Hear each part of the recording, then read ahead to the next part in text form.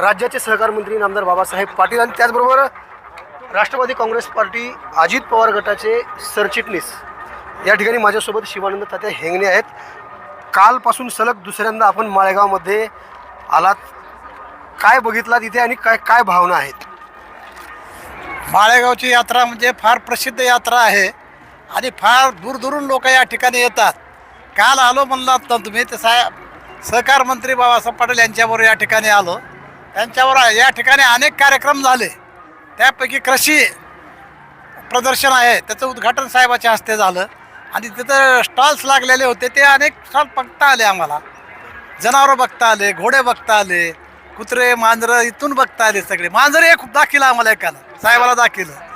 80,000 किंमत होती मांजराची. आता ते मला प्रामुख्यानं प्रश्न विचारावा वाटतो. आता तुमचं कमीत कमी 80च्या आसपास वय आहे. 80 नाही हो, 67 आहे. 67 आहे. ठीक आहे, 67 वय आहे. 67-68 आपण ग्राह्य धरूया.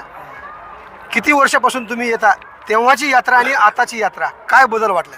माळेगावमध्ये लोक वेगवेगळ्या तऱ्हेने येतात, पण आम्ही त्यावेळेस येत नव्हतो. साहेबाचा जेव्हा संपर्क झाला तेव्हा साहेबाबरोबर एक चक्कर दर्शन घेऊन चांगल्या गोष्टी बघून परत जातो आम्ही.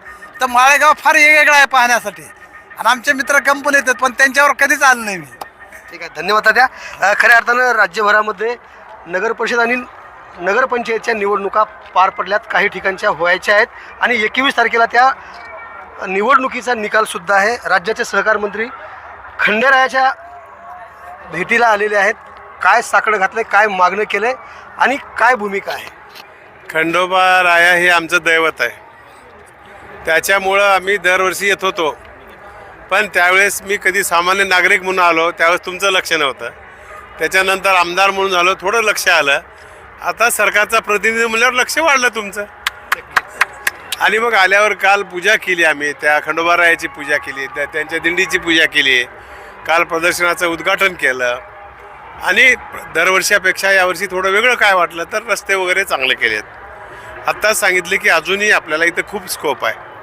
अख्ख्या भारतातून सगळ्या जनावरांची यात्रा भरली जाते. कुत्रे, मांजरं, घोडे, उंट, गाढवं इथं बऱ्याच सुरेखी होतात आणि यात्रा आहे.